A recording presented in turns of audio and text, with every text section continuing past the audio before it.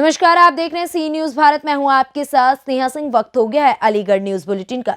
इस बुलेटिन में हम जानेंगे कि जनपद में किन मांगों को लेकर रोडवेज कर्मचारियों ने किया धरना प्रदर्शन, कैसे महिला स्वास्थ्य कार्यक्रम आयोजन किया गया।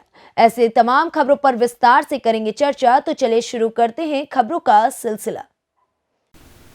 पिछले 2 वर्षों से लंबित चली आ रही विभिन्न मांगों को लेकर रोडवेज कर्मियों ने प्रांतीय नेतृत्व के आह्वान पर प्रदेश भर में रोडवेज कर्मियों द्वारा धरना प्रदर्शन कर अपनी मांगों को रखा गया।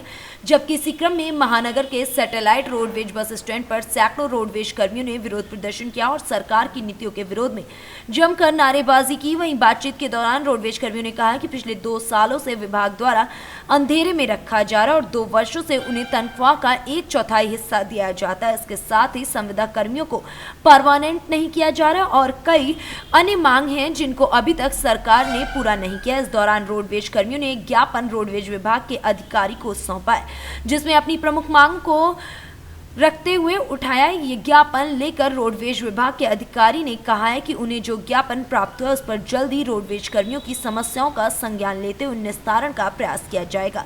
साथ ही रोडवेज कर्मियों का कहना है कि अगर उनकी मांग पूरी नहीं की गई तो एक बार फिर अनिश्चितकालीन धरना किया जाएगा।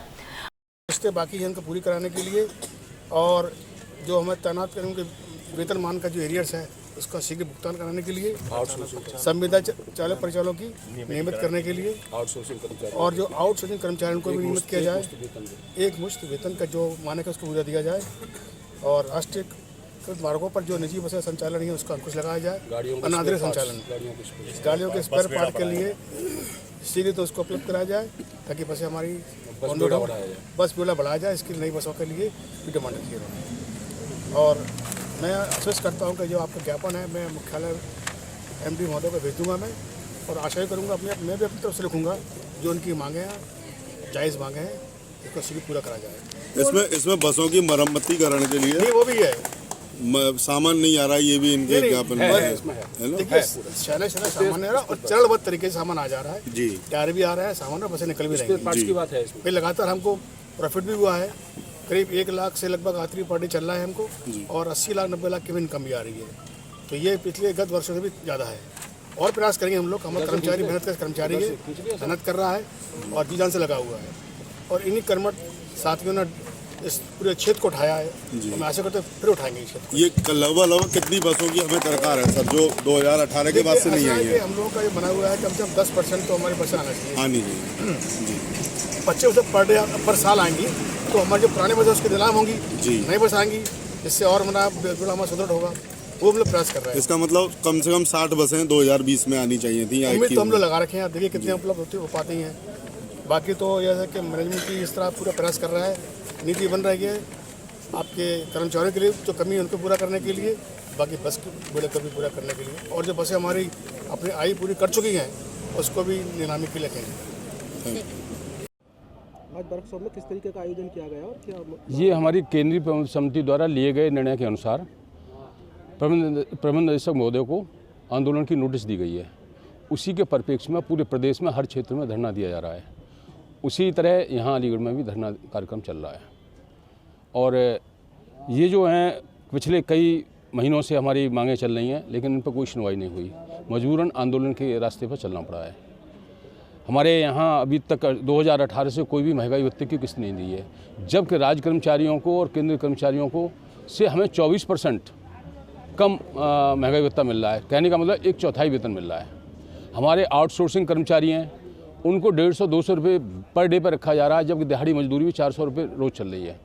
उनका पूरा शोषण हो रहा है। हम चाहते हैं कि उनको एक मुश्त पैसा मिले। हमारे दैनिक समुदाय के चालक परिचालक हैं, उनको कहते कहते कई वर्षों से चले आ रहे हैं कि जब तक के हम रेगुलर कर देंगे तब तक के रेगुलर कर देंगे। 2000 तक के रेगुलर की बात थी लेकिन आज तक इन्होंने नहीं किया है और वो उसी में पिस रहे हैं। जहाँ महंगाई चरम सीमा पर चल रही है वहीं दैनिक चालक परिचालकों का महंगाई भत्ता मामूली शून्य जैसे ऊँट के मुँह में जीरा इतना बढ़ाया गया था और आज फिर नहीं बढ़ाया जा रहा है, जिससे कर्मचारियों में भयंकर आक्रोश व्याप्त है। वहीं डग्गेमारी के कारण 600 से 700 करोड़ रुपए तक का प्रतिवर्ष घाटा परिवहन निगम को उठाना पड़ रहा है, लेकिन उसमें कोई भी नहीं। वहीं इसमें जो हमारा टैक्स ज़्यादा है, प्राइवेट का टैक्स दूसरा है और हमारा टैक्स दूसरा है, उसमें भी भेदभाव की नीति है। इस तरह से रोडवेज को बिल्कुल बर्बाद करने के कगार पर ला के खड़ा कर दिया है। स्पेयर पार्ट्स वर्कशॉप में मिल नहीं रहे हैं। गाड़ियाँ ख़राब हैं, चालक अपनी जान हथेली पर रख करके उन गाड़ियों को चला रहे हैं, टायर नहीं है। ऐसी स्थिति में यही स्थिति रही तो रोडवेज बर्बाद हो जाएगी। और जबकि रोडवेज के लिए माननीय मुख्यमंत्री महोदय ने ये कहा था जो कोरोना में हमारे चालक प्रचालकों ने अपनी ज़िंदगी हथेली पर रख करके और जितने भी यात्री बाहर के आए थे उनकी सेवा की, उनको ढोया, तो उन्होंने कहा था कि अगर ये उत्तर प्रदेश के जीवन के साथी हैं तो परिवहन निगम के कर्मचारी हैं। इतनी वाहवाह की, उसके बाद भी जहां देने के कर्मचारियों को हितों की बात है, आज तक उन्होंने इसकी तरफ मुँह मोड़ कर भी नहीं देखा है। इसी कारण आज रोडवेज कर्मचारियों में भयंकर आक्रोश व्याप्त है और ये आंदोलन आज धरना दिया जा रहा है। अगर इसके बाद भी नहीं सुनी हुई तो 20 दिसंबर को अगले आंदोलन की रणनीति बनाकर एक भयंकर आंदोलन। अलीगढ़ से सी न्यूज़ संवाददाता संजीव शर्मा की रिपोर्ट। कहा जाता है कि डॉक्टर धरती का देवता होते हैं। हर संभव डॉक्टर मरीज की जान बचाने में अपनी पूरी कोशिश लगाते हैं, लेकिन प्राइवेट अस्पताल के डॉक्टर हॉस्पिटल तो खोल देते हैं और डॉक्टरों की तैनाती हॉस्पिटल में करना भूल जाते हैं, जिसका खामियाजा मरीजों को भुगतना पड़ता है। दरअसल मामला अलीगढ़ के रोरावर थाना क्षेत्र के अंतर्गत वेदांता हॉस्पिटल का है, जहां पवन पुत्र बिहारी लाल थाना टप्पल गांव कोटा का निवासी अपना डेंगू का इलाज कराने के लिए एक प्राइवेट अस्पताल में परिजनों के द्वारा रात्रि में भर्ती कराया गया, जिसका इलाज वहां मौजूद डॉक्टरों ने किया। मरीज की हालत बिगड़ता देख डॉक्टरों ने फिर से इलाज करना शुरू तो कर दिया, लेकिन मरीज की हालत में सुधार नहीं हो सका। हालत बिगड़ते देख हॉस्पिटल के डॉक्टरों ने मरीज को मृत घोषित कर दिया, जिसके बाद परिजनों ने अस्पताल पर हंगामा काटना शुरू कर दिया। वहीं परिजनों का कहना है कि जब मरीज को भर्ती कराया गया था तो उसकी हालत में सुधार था। परिजनों का यह भी कहना है कि डॉक्टरों की लापरवाही से उनके मरीज की जान गई है। वहीं हंगामा देख पुलिस को सूचना दी गई। पुलिस के आने के बाद स्थिति को काबू में लाया गया। प्रशासन के द्वारा समझा बुझाकर मरीज के शव को पोस्टमार्टम के लिए भेजा गया। वहीं अस्पताल प्रशासन के ऊपर मृतक के परिजनों ने 1,10,000 रुपए जमा कराने की बात कही, जिसके बाद पुलिस प्रशासन ने रकम परिजनों को अस्पताल के डॉक्टरों के द्वारा लौटवा दी गई। वहीं हॉस्पिटल के डॉक्टरों का कहना था कि मरीजों के द्वारा बेवजह आरोप लगाए गए हैं। अपनी ख्याति को बचाने के उद्देश्य से वो रकम लौटाई गई है। किस आपके जो एक्सपायर हुए हैं वो कौन है? बहना तो दामाद। किस कंडीशन में यहाँ हॉस्पिटल आए थे? थोड़ी बहुत ही बीमारी, मेडिकल ले जा रहे, मेडिकल से यहाँ पे ले आए, यहाँ से लाए कि नहीं है, गिनती करिए, अगर तुम्हारे काबू में हो तो मैं इलाज करो, नहीं मना कर दो तो ना हाँ करके हाँ ठीक है कर देंगे हम।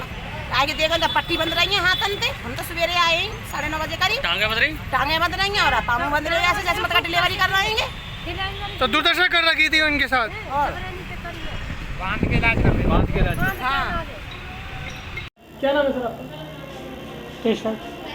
सर क्या मामला हुआ है यहाँ अभी एक मरीज को लेकर? मरीज को लेकर के मामला ये हुआ है कि रात गंभीर अवस्था में आया हुआ था। ये कितने बजे करीब? 1:10। किस बीमारी से ग्रसित था मरीज? डेंगू था इसको, प्लेट काउंट काफ़ी कम थी और ब्लीडिंग हो रही थी। तो फिर आपने किस तरीके से ट्रीटमेंट किया इसका? ट्रीटमेंट हमने तो मना किया था इनसे, इन्होंने कहा कि एक बार प्रयास करके देख लीजिएगा। आपने जो ट्रीटमेंट किया आपने किस तरीके से किया? प्रयास किस तरीके से किया आपने? प्रयास ये क्या, इसको हाई टेम्परेचर था, टेम्परेचर उतारने के लिए थोड़ी सी दवा दी गई, टेम्परेचर नॉर्मल हुआ, नॉर्मल होने के साथ साथ इसको ब्लीडिंग चालू हो गई। आपके इलाज के कितने टाइम बाद इस व्यक्ति की मृत्यु हुई? लगभग 3-4 घंटे बाद। ब्लीडिंग होने का क्या कारण रहा उसका? ब्लीडिंग होने का कारण ये रहा कि उसके प्लेट काउंट कम थे और HB भी कम था। सर परिवार वालों का कहना है कि आपने हाथ पैर बांध के इलाज किया, इस बारे में आप क्या कहना चाहेंगे? हाँ सर, परिवार वाले तो कुछ भी बोल सकते हैं, बोलने के लिए रोक नहीं सकते हैं उनको हम। जैसे उनके हाथ पैर में ब्लड सारे में हो रहा है जी, उसका क्या कारण है? हाँ उसका कारण ये है कि इसको ब्लड आ रहा था। जब हमारे पास आया था तो इसका रेक्टम से ब्लड चालू था। मना भी किया था इससे रखने के लिए, मगर इनका कहना था कि एक बार कोशिश कर लीजिएगा।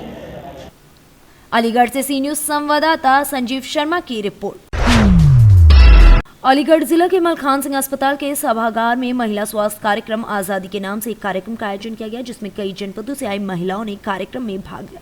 कार्यक्रम और संस्था के पदाधिकारी कृष्ण मुरारी पांडे ने बताया कि हम इस कार्यक्रम में महिलाओं को माहवारी के समय सैनिटरी पैड का प्रयोग करने के बारे में बताते हैं, जिससे महिलाएं और लड़कियां गाँव देहात में माहवारी के समय कपड़ा लगा लेती हैं, जिससे कई तरह की बीमारियों को होने की आशंका जताई जाती है। इसलिए इस कार्यक्रम के दौरान सभी महिलाओं और लड़कियों को जागरूक किया जा रहा है। ज्यादा से ज्यादा सैनिटरी पैड के प्रयोग करने की बात के बारे में जानकारी दी जा रही है और हमारी संस्था सदस्य बनाकर आज़ादी के नाम से सैनिटरी पैड और सिर्फ भी दिया करती है, जो कि वह निःशुल्क होता है। इसी को लेकर महिलाओं को जागरूक किया जा रहा है और वहीं महिलाओं को सशक्त एवं आत्मनिर्भर बनाने के लिए सिलाई कढ़ाई प्रशिक्षण उपरांत प्रमाण पत्र भी दिए जाते हैं। ब्यूटिशियन प्रशिक्षण, धूप बत्ती अगरबत्ती प्रशिक्षण, 8 प्रकार के प्रशिक्षण देने के बाद उन्हें प्रमाण पत्र भी दिए जाते हैं, जिससे महिलाएं सशक्त और आत्मनिर्भर बनने में उनका सहयोग होता है।